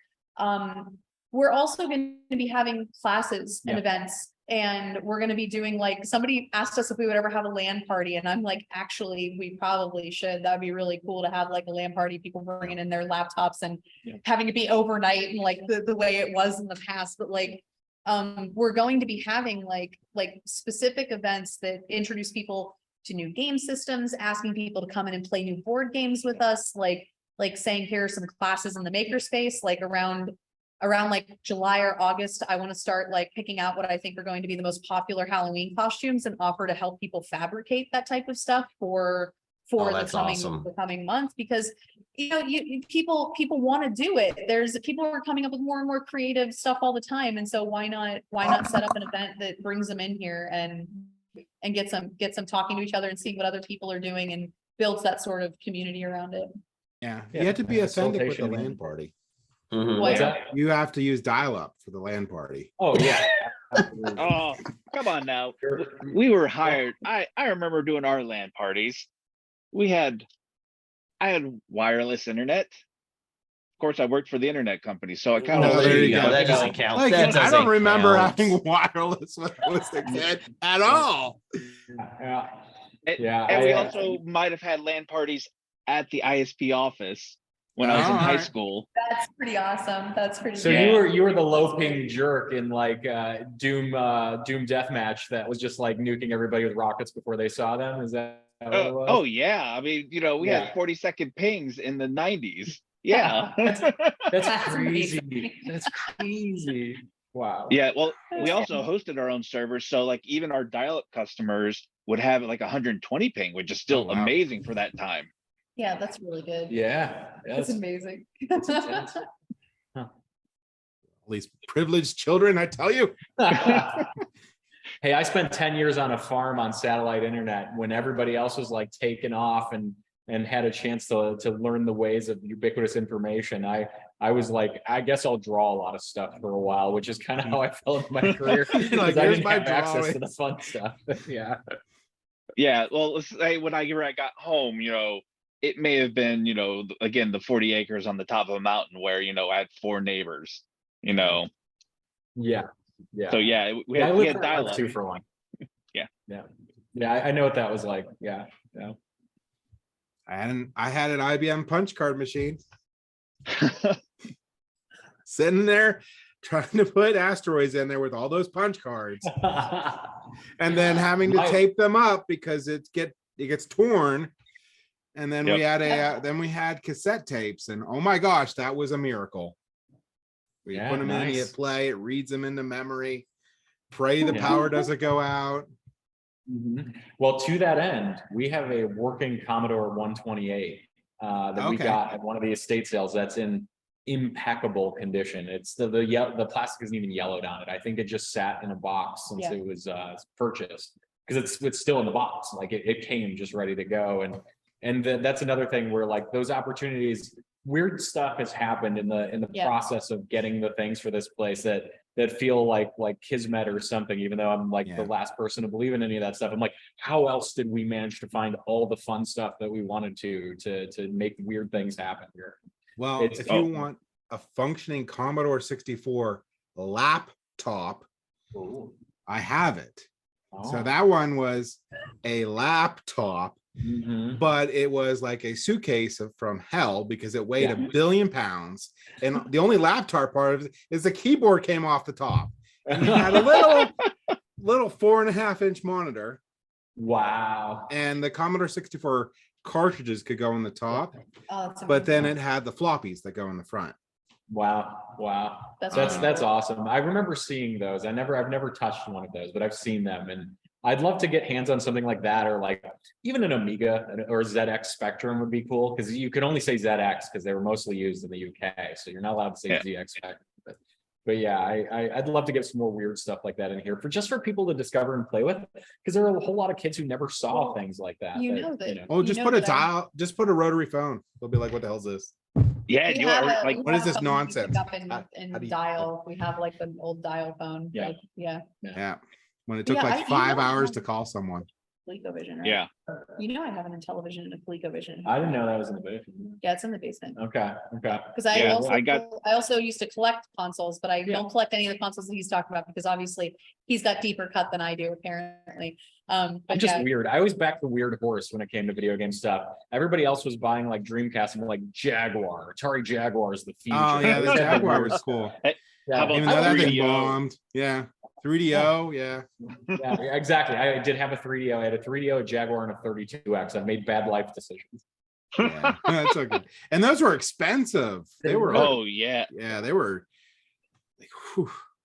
Yeah, we looked at the 3DO. I remember seeing it every time I went in the store. Yeah, I was like, oh, this is awesome. I mean, now I know that was not the case. Was it Hills? Was Hills the store? Around there? Oh my god! It might have been Hills. Hills. I don't know if Hills. I think it might have been something before Hills. Hills had no, it's that a Hero Quest. They had Hero Quest. I got that from Hills. Yeah. So I went to Hills because I grew up in Greensburg, and so I went to the Hills that was by my home in Greensburg whenever I was in like 2nd grade, and they had a Sonic the Hedgehog 2 tournament that I joined. And only did well enough to get a t-shirt, which I still have to this day. But I talk about Hills to people that I know. And like, this is legitimately the first time I've heard somebody outside of me reference Hills in a very, very long time. And like, trying to explain it, like, you go in and there was popcorn and it was free and it was wonderful. And like, people are like, what is this weird utopia? I think the last store to actually do that legitimately was Toys R Us. Yeah. Toys R Us would do stuff like that all the time. I'm really sad they're gone, but yeah. You know, that's a whole nother conversation. Yeah, we're not. I think they might be coming back. Whenever I took a trip to Japan in 2019 for work, and when I was there, they had an open Toys R Us, and I was like, "What is happening right now? Yeah. Like, how is this a thing?" There you could Google it. There's something about that. That's not the original Toys R Us people. Yeah, it's going through Yeah. the Macy's like in through that right now or something like that. Yeah. Toys R Us tried to briefly come back as something else. I forget what it is, because Babies R Us went with it. So Yes. Toys R Us, Baby R Us went, and they weren't going to come back as Toys R Us. They were going to come back as something different. But I forget what it was, and that never materialized. I don't think. All I have to Yeah. say is no Jeffrey, no sale. I'm out of here. Yeah, it's probably not too different from the Atari situation. Yeah, where it's basically just a licensed property now. It's just something that gets kicked around and put on hats, and yeah. Yeah. Now you I think bring the all cart- that stuff back. I think the cart right now cannot see the tracks to get back on track right now. So Wait, there's tracks? I've heard at some point. I heard the 50th anniversary collection is actually pretty incredible. Some of my coworkers were talking about it today. They were like, apparently that's great. I don't know where to buy it. I don't have time to play it, so I don't know. But it's what it is. All right. So is there, before we go on to something silly or whatever, is there anything else you guys want to plug about your parents' basement? I don't know. We did a pretty decent job of talking about it in a way that didn't make me feel too scummy, which is good. Yeah. Very Well, let's go anti-capitalist. over that edge. No kidding. Yeah, It's very anti-capitalist. But no, like I think that facilitating these kinds of conversations is exactly what it's about. You know, I don't think there are rails. It's just about finding your people and having a third place. Right. And I like to go out to the bar like anybody. I like to go to the bar and watch Pirates games because it's the best time to drink. But if you go out to a dinner or anything, it's $100 a night if you tip well, or if you have a drink and you have a good dinner. And there are two of you, it's even more or something, you know, and it can be difficult to find things as an adult that are a place you can meet like-minded people that are into the thing you're into to facilitate these kinds of conversations. Because if you're not meeting people at the workplace, it's really hard. Or maybe there's like a Discord server you like to hang out on or something. But when it comes to like meet space, hanging out, getting together, that stuff can be tough. And so going off the rails is exactly what we want to have happen. Like, I want to talk about ColecoVision. I had an Odyssey too. It was a nightmare Fiesta, but basketball was pretty good on it. Like, that's the stuff I want to talk about. I also think that, like, I really hope that we have built a place that whenever people come into it, it speaks to like who they are, or who they were, if they're older, and they look around and they see things that remind them of memories that maybe they don't even remember themselves until they see it and it's unlocked for them. And I want people to feel like this place has a part of them in it whenever they look at it. And like, for kids, like, I want the kids to come in here and be like, this is strange and different, but it's also okay because it, like, my parents seem to like it, I guess. And so, and they will bring me here willingly. And it also just a place for kids to go that isn't like a kinetic activity that they have to perform, or like sheets. Like, I would like a safe place for kids to go where they can like engage in like something that is more than just, don't get me wrong, trampoline parks are wonderful. Have a 6 and 8 year old, need trampoline parks to let them bounce out their energy. But at the same time, not all kids want to do that. And not all kids don't have the option of doing anything other than that, or can. And so we're hoping we've created a good place for that. We literally had two, I think they were like, you said they were like 13-year-old boys knock on the door today and say, are you guys open yet? And like, very sweet. And it was one of those moments where it's the first time we've seen kids without parents come. And we were like, this is what we want. We want to be able to open our doors and invite these kids in so that they can be like, I've never heard of this. Let me play it. And maybe spark something within themselves to realize something that they love they didn't even know they loved yet. Yeah. And I really believe, like, when you produce like a common theme or a common interest or something that people can focus on, the problem is, I think the average person is reserved. Even extroverts are reserved in their connections with other people. So to develop a true connection, you have to have like a bond of some sort. And when people are going around, like you're around Walmart shopping or whatever, you don't make those connections because you don't have anything to talk about. You don't have a way of meeting these people. And I've met so many people that I would have never have talked to in my entire life, and I would have been not as good off without ever meeting them. by having tabletop games is something we could sit together, play, and then, learn stuff from each other and make friends. Yeah. Like it's amazing for communities to have that. So I'm really happy it's there. Yeah. So Yeah, us too, because that's the thing. Like, we may be starting this thing, but we get to benefit from it too. Like, having this opportunity to meet people, like getting to meet all y'all, like that was a boon. Like, just finding out that you were here and then finally getting to have you walk through it. That was a blast. It was one of the best days we had during the build out, because it was like other humans get to see it and to get to geek out with you on the things that And we also share. to see that you have a community that you've cultivated of gamers in the area. And I'm like, people are around. Yeah. Like they are around. It's just maybe they're not always out and about, but they're all around. We don't wear it on our chest like this is what I do, but like it's nice. It's just nice to see that community that you've all built too. yeah. No, it's there's a big community in Butler. It just need a place like that is constantly available for people, because we only really have like 2 conventions a year. We have the library game days, that's 4 days a year. That's not many times a year. And a lot of people don't have like the convenience of being able to have people come over to the house and play games and stuff like that. Right. Yeah, you're absolutely right. Yeah. Yeah, and even the Pittsburgh area has like, some difficulties, like there's a few big groups that, like sometimes they'd only meet like once a month, Yeah. and that's even if they can even have the space for it. That's one of the things I know that they constantly struggled with. Yeah, and that's the thing. I hope we facilitate a good excuse. If that makes sense. There you go. Yeah, That's good. Like the places here, you don't have to worry about cleaning up or getting your house ready or having a big enough table. It's just the place is there, and it's I think it's affordable in the way that it needs to be too. Yeah. Like we don't want stadium pricing for people to like come in and have that experience. We just want to make sure everybody can do it that wants to. Yeah, except for me, you'll raise my price every time I reset those VCRs. Yeah, by whatever the time is. By whatever the time is. I'm like, oh, it's all Yeah. midnight at 1 o'clock or midnight at 1 minute. We're just gonna start setting your phone to different time zones when you're not looking, so that way, even if you are doing it, it's still incorrect. Yeah. And you think that would actually stop James, but I don't think it will. No. All right, so I'm definitely going to have all your links in our show notes. So if you ever want to contact them, they'll be there. Definitely, if you're in the area or going through the area, definitely check out their space. It's really cool. It's downtown Butler on Main Street. If you're heading down there, it's a little bit past the Chop Shop and right before NDC or New Dimension Comics.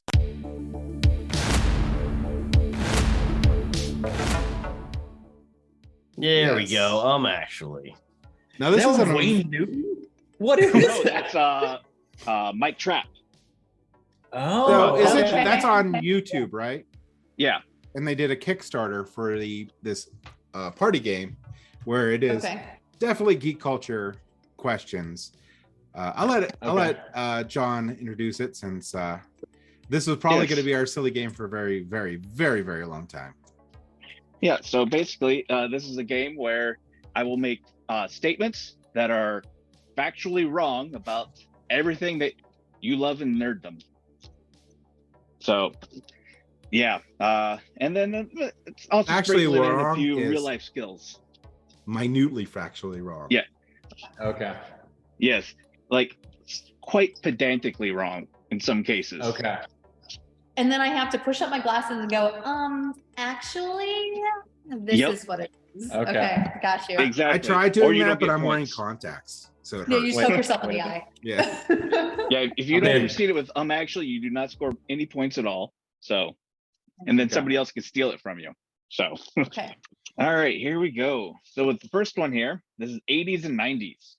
Anytime you can interrupt me, and anytime I'm making a statement here, Alf. and you just go, actually, this is what's wrong, and then I will, let you know if you're correct or not. And Actually, James is not the most attractive member of Tabletop Gaming Guild. Nice. all right, so 80s and 90s, Joust, 1982 video game. In this arcade classic, You play as a knight riding a flying ostrich or a stork, if you're player 2, and joust against enemy knights on buzzards. When you defeat one, it drops an egg that you can collect for points. But if you take too long, it hatches into a new buzzard that joins the fight.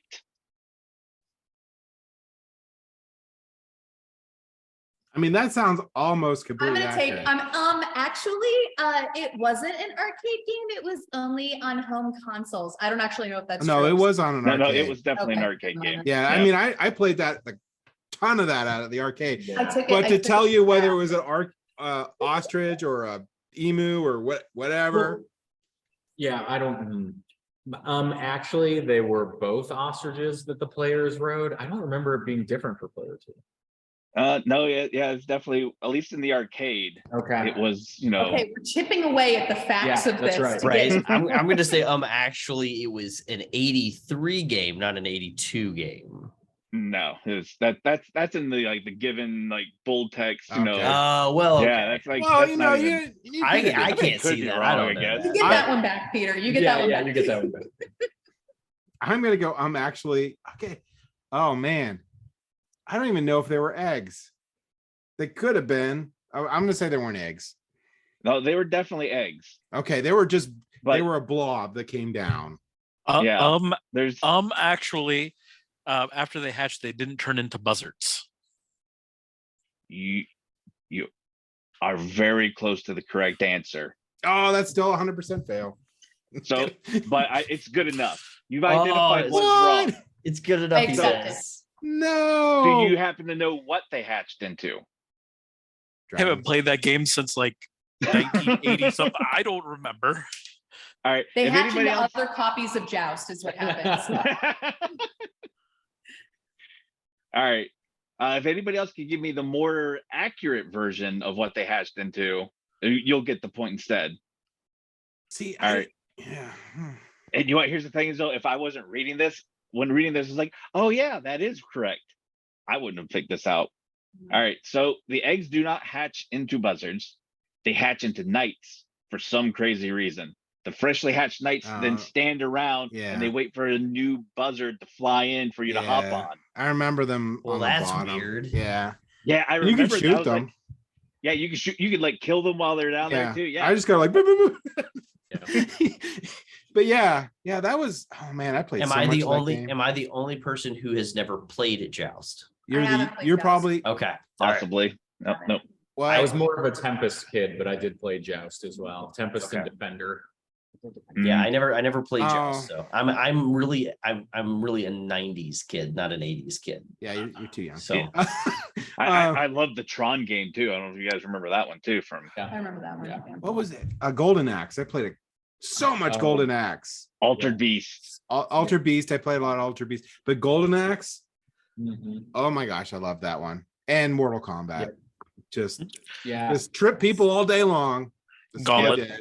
Oh yeah, sweet. Sweet, The sweet. Mortal Kombat blood code is forever emblazoned in my head on Sega Genesis. ABACABB. Like, yeah, I'm with you. Yeah. All right. So Contra. no points, or no point to Evan for that one. point for Yeah, Evan. point to know. Evan. Yep. In fact, I got to flip that to the other side. Actually, I got a point there, John. Yeah, you did. You don't get a second one. All All right. Cartoons. The Simpsons. right. So, you know, So they did everything. yeah. There's the advanced game, you know, like The Simpsons already did it to The Simpsons. Yeah. They didn't have an episode on that. Mm. So 1989 series. As a young man, Homer Simpson sports. As a young man, Homer Simpson sports a full head of luscious locks. But by the time Maggie is born, he is completely bald. He does manage to regrow his hair in one episode with a miracle tonic called Demoxenil, but it falls out again after Bart spills his whole supply of the tonic on the floor. Yeah, I'm pretty sure he lost his hair with Bart.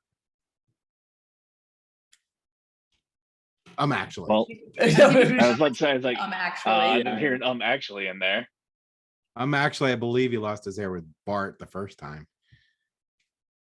When Bart was born, not Maggie. I mean, That might be true, but it's kind of more the way it's worded is talking about by the time Maggie is born, he is completely bald. Actually, Homer Simpson has a few strands of hair on the He top, does. on the sides of his head. There you go. You got it. Yeah, that's- that yeah, is that's exactly. Yeah, he is not completely But, bald. I am yeah. Captain Pedantic. Because I believe I watched the episode where Bart caused his hair to be lost. Yeah, I remembered Pulls it out his too. hair. Yeah, yeah. He pulls out his hair piece by piece. Yeah. Yeah. Yep. So that's the level of pedantic we were looking for that one. Okay. Good point. Good I mean, job. in that I have hair. I'm sorry. Yeah. It's We're not on a luscious. team, but I high-fived him. anyway. Again, as a bald Yeah, guy, hair. very near and dear to my heart. I pay attention to these things. If you I cut count it, every strand. Yeah. if you cut it, it's still a haircut. So you have hair. That's right. Yeah, that's fair. That's fair. All right, Yes, what's next? I don't think mine's Oh. long enough to headbang with at the moment, but you know. All right. Horror. Evil Dead 2. Ooh. No, shut up. I work for Sam Raimi. Stop. I'm bowing out. I of was this like, one. No, you have to answer this one. That'd be sad if you got it wrong. Well, that's why I'm bowing out. It's because of the potential embarrassment. There's so much stress at this point. Yeah. I'm losing All my right. hair. All right, so the statement here. All right. All right. When Ash takes his girlfriend Linda to a remote cabin for a romantic getaway, he discovers an ancient book bound in human flesh, the Necronomicon Ex Mortis. Ash foolishly reads a passage from the book aloud, which summons a Kandarian demon that promptly possesses Linda. Actually, it was played on tape, not read aloud by Ash. All right. Yeah. I That remember is correct. That is, Ash did not read the passage aloud. Yes, that is correct. Yeah. Archaeologists discovered the book recording the translations on a tape recorder, and Ash just played the tape. Niktu Baratu necktie. I said your words. More or Not less. every syllable. Yeah. First you want to kill me, now you want to kiss me. And the one thing I like about this game is like they also a lot of times have like a little statement from Mike Trapp, Okay. you know, from the producers on here. Yeah. And like in this one here is like when a recording announces that it's going to summon a demon, maybe hit stop just to be safe. I have, I should bring it to the shop. I have a piece of the cabin from Evil Dead 2. in Oh, my- really? That's Oh, cool. nice. Yeah. All right. So the next category is fantasy. And this one's Alice in Wonderland, 1865 book. There we go. I believe Peter might be feeling good about this one. No? No. Maybe? This is his I category. am not a factoid person at all. It's Alice in Wonderland. Who didn't read that when they were like, 6 years old? I read Come that on. 30 years ago. Yeah, He let's go was for it. high on opium.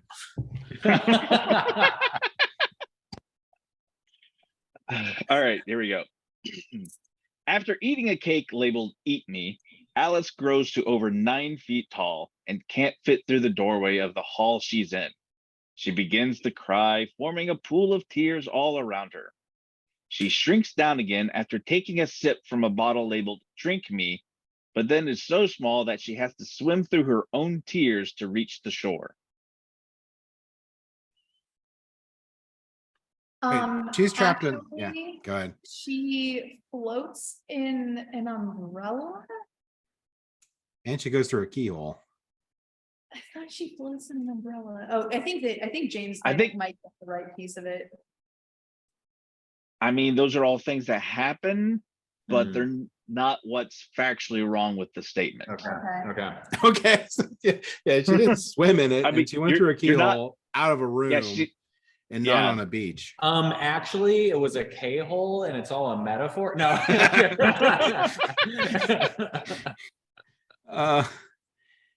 I can't remember. I thought it was drink me grows you eat. Crap, I can't remember. I should remember. I just played Kingdom Hearts. No. yeah. I think All it right. might be right then. Go ahead. Any guesses there, Evan or Peter? Can you read it one more time? All right, sure. After eating a cake labeled Eat Me, Alice grows to over 9 feet tall and can't fit through the doorway of the hall she's in. She begins to cry, forming a pool of tears all around her. She shrinks down again after taking a sip from a bottle labeled "Drink Me," but then is so small that she has to swim through her own tears to reach the shore. Like onto a shore. Oh, they're Also, I mean, it said over 9 feet. She was, but yeah. Because she hits her head on the ceiling. yeah. I mean, I don't think they're 30-foot bank ceiling, but I don't know. Technically, it went down a rabbit hole right into this room. So, Yep. I'm gonna go and just guess and say, actually, it wasn't a hallway, but it was a room. No. I think I'm gonna just go. Actually, it wasn't a shore. It was just another. No, hallway there or was whatever. definitely a shore because that's actually where she winds up meeting, I believe, Twiddly Dee and Dum the first time. Does or she meet them definitely right after the caterpillar. room? Well, and I you got to be believe careful. Or is that or the caterpillar, and She like meets a caterpillar, I think, right after that room. yeah. Oh yeah, I guess she The does book is wash a little up, and then it's the different mushroom than the thing. Animated adaptation. The book's a little different than the Yeah, animated. I was gonna say, you have to If it's in the watch, 'cause book, that- it might actually be. I don't know. I get them confused because I have the book, the adaptation, the movie, Kingdom Hearts. Yeah. The one and- true and version. American McGee's Alice, Oh, yeah, it doesn't yeah, sound that like was a what fun this one here. Wonderland's War. Wonderland Wars. Yeah.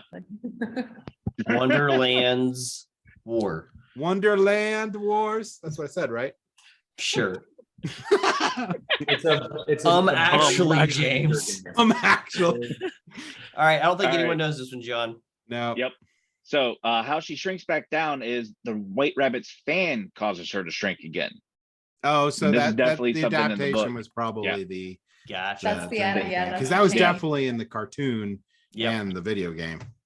Yep. Which Kingdom Hearts, whatever that did, it supersedes Yeah. all of it. And then Mike's comment on this one is, "Come on, Carol, pick a character shrinking plot contrivance and stick with it."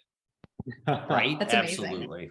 It's that book begins. I tried to read that book to my daughter when she was like 5 or 6, and it starts off with like Alice calling herself a stupid girl, and I'm like, Yeah. I don't know if I want to preach this one yet with her. She's a little young. Yeah. I really, well, on the side, I actually don't think the book's any good.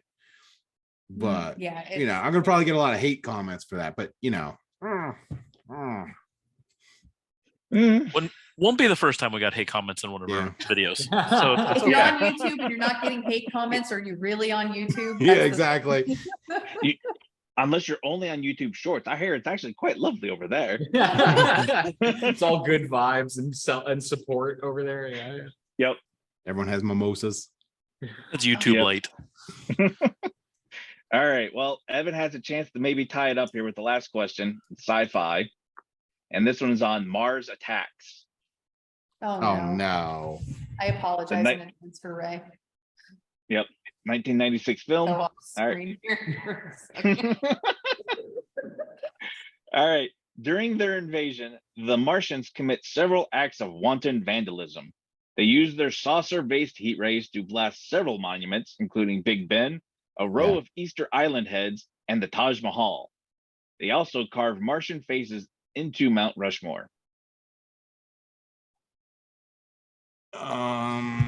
Actually, Go ahead, Evan. Go no. ahead. I'll let you go. I'll let you go. Yeah, I think you were just a little bit quicker there, Jen. Doesn't say, actually, it's not Big Ben, it's a Statue of Liberty. Nope. I from think what they I'm did the seeing Big here, Ben, They did Big They- Ben. they- Okay. and I think Yep. they did the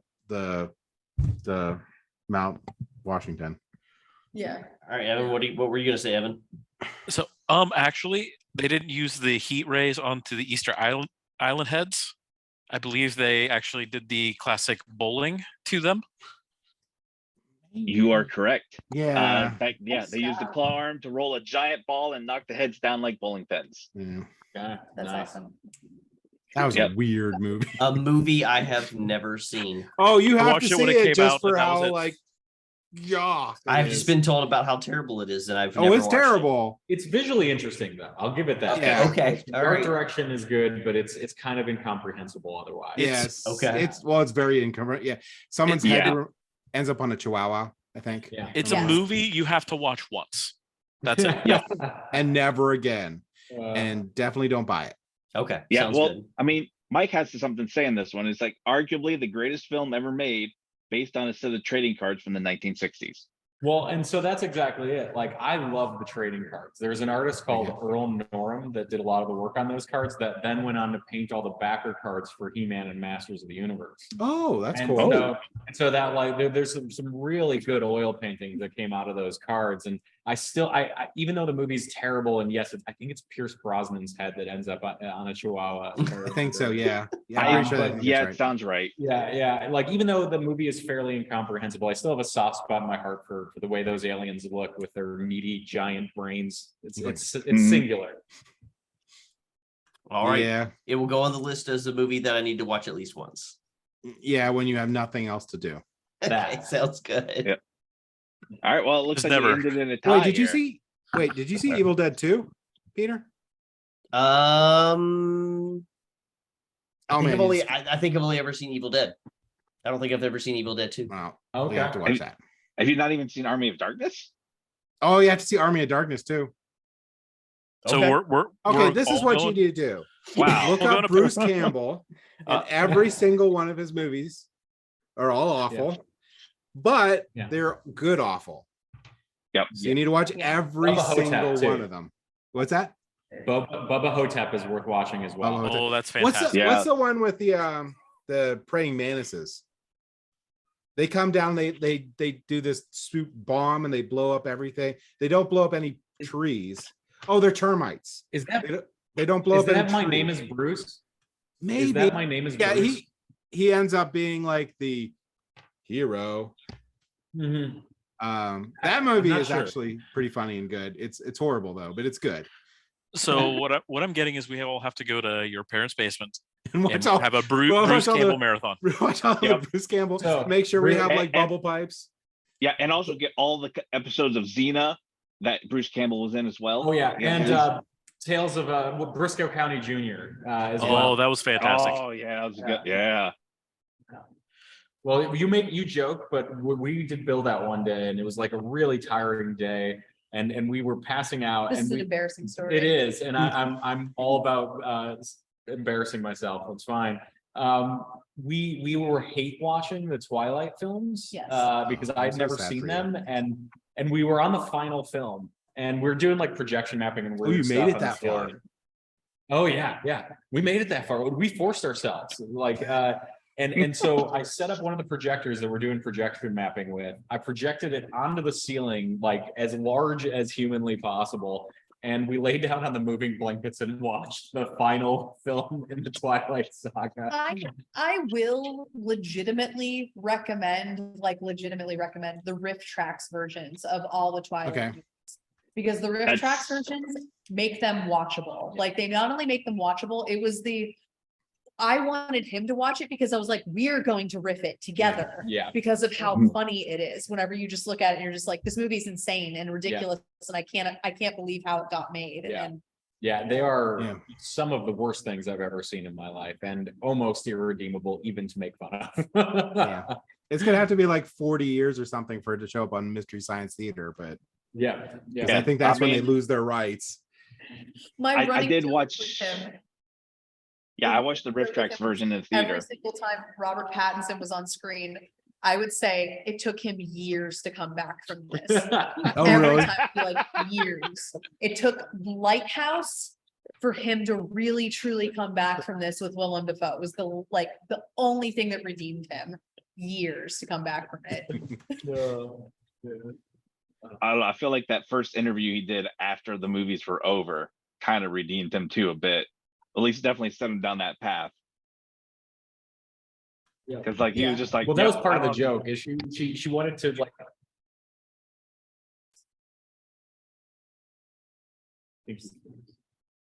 Sorry, we overtalked a little because we froze. Oh no, you're fine. You're fine.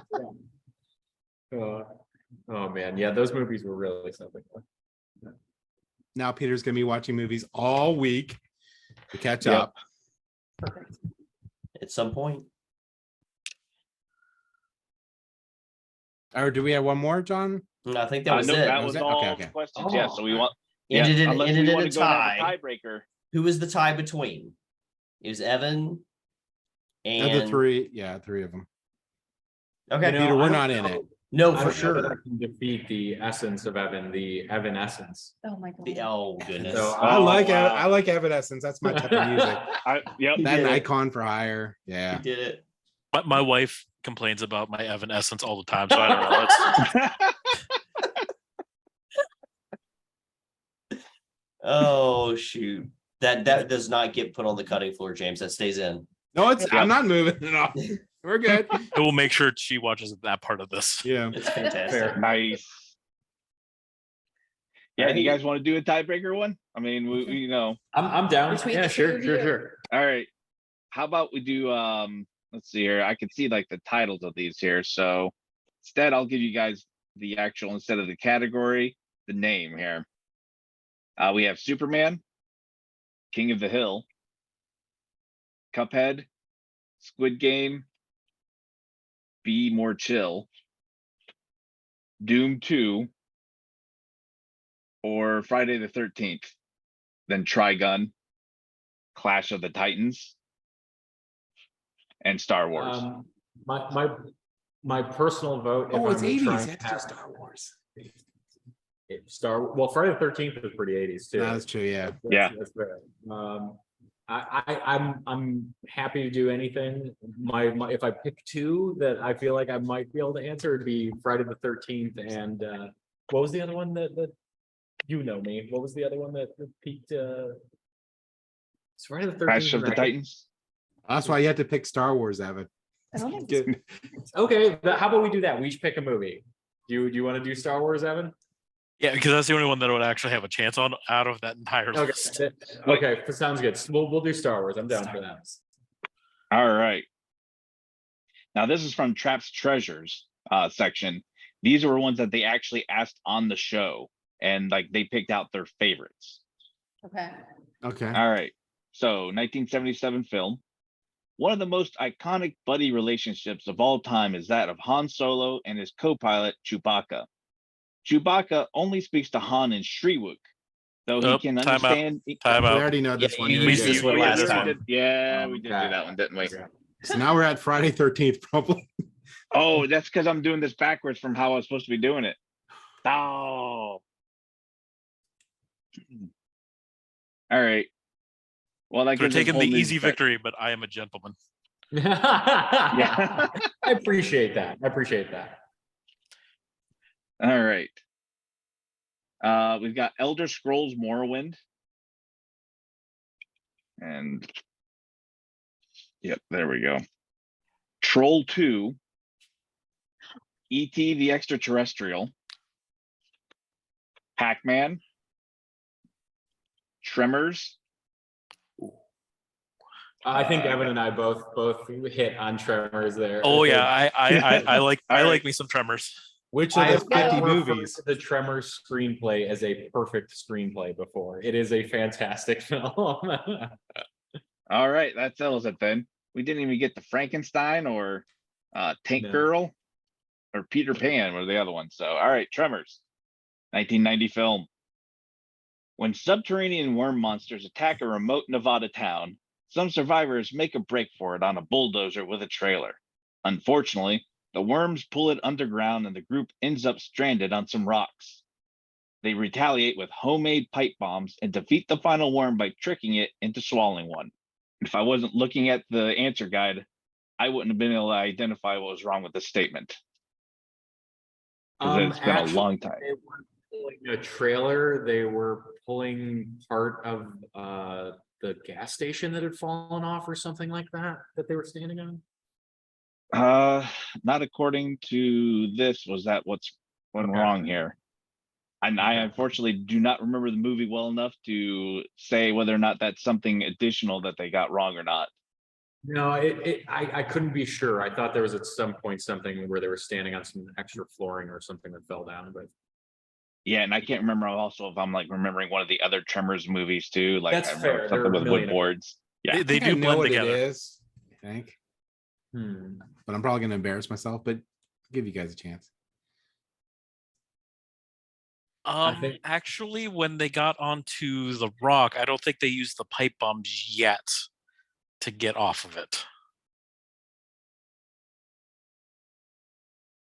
you're in the neighborhood. You've Oh, then I'm wrong. you backed your way into it, kind of, but we'll give a chance to give us something more accurate. To vault from rock to rock to get away. That's not how they killed the main tremor. No, that Oh, I got it. So in the end, they didn't kill the creature by having to swallow the pipe bomb. They had it go and fly off the cliff because they ran toward the edge of the cliff and then jumped out of the way, and it came out. I'm afraid I can't give you a point because you didn't say actually. Actually. That's actually the perfect way. Actually, that's the perfect way for this to end. Yeah. But yeah, that was what was wrong with it. Yeah, they lure it chasing towards a cliff and it falls to its death. Yeah. See, I thought that was one of the earlier deaths. I thought that was one of the early ones that they killed. That's man. Is it that memory they used stricken. the pipe bombs on the earlier ones and then they didn't have any more? And then that's why they did that. I obviously need a rewatch of Tremors if it's been this. Hey, let's be real. Everyone needs a rewatch of Tremors. Peter, we're adding to that Evil Dead list. There's I have seen Tremors so many times. Okay, all right, good man. All right. My favorite's the one with the Tremors that walk on land that are tiny little dog-like creatures because I always wanted one when I was younger. Yeah, Tremors too. I always wanted one. Yeah. For me, it's just Tremors 1 again and again and again. I've watched I think at least 4 or 5 of them. I might have seen all of them at this point. Yeah. Which for It's some good. And the guy that plays his like pal in it. Yeah. is We're really frozen. good too. We're frozen. We're frozen. we can still hear you. Evan's talking. I am talking. Yep. Oh, I guess they can't hear us though. There we go. Okay. There it is. Now, my favorite casting for Tremors is the fact that Reba McEntire's in it for some ungodly reason. Yeah. And doesn't she appear in one of the sequels too? Don't they get her back for one of the sequels? I can't remember. I can't remember. All I remember is Kevin Bacon. Yeah, that's fair.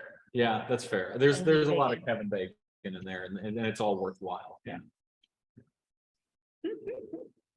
The 3 seminal Kevin Bacon movies: Footloose, Hollow Man, and Tremors. You know. Oh man.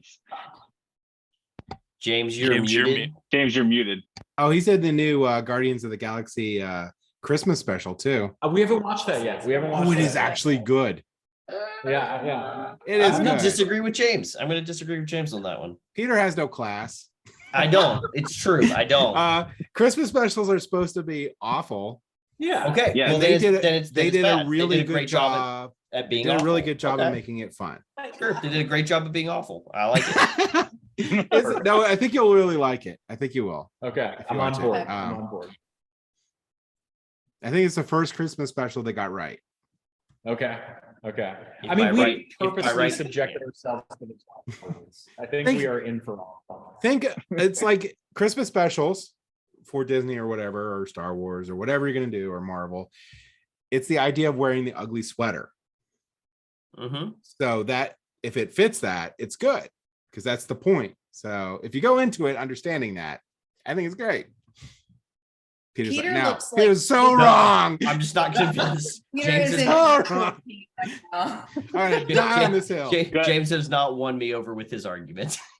So Peter, you're saying is you're not the kind of guy who would wear a dress up Christmas cat Santa hat wearing light up suit then. Is that what you're telling me?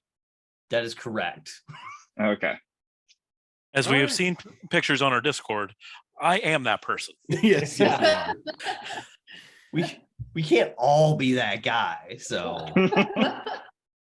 So are you saying you provide the space for the Evans of the world to have their moment in the sun? absolutely.